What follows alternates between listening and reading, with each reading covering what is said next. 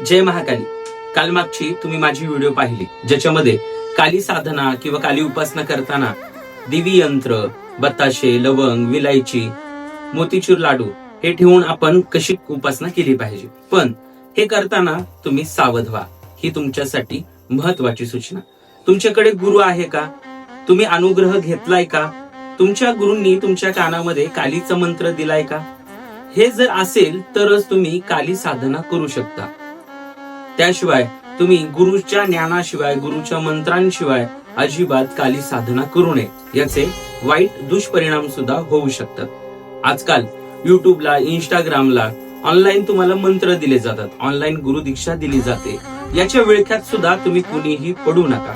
तुम्हाला ही विनंती आहे, कारण हे केल्याने जगदंबा कधीही प्रसन्न होणार नाही.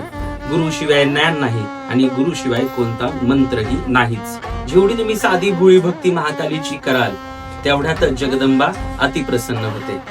जय महाकाली. हा आणखीन एक उद्याचा व्हिडिओ पाहायला विसरू नका. महाकालीच्या नावाने किती मोठा बाजार घडतोय त्याच्यावरती आम्ही हस्तक्षेप करतोय. जय महाकाली.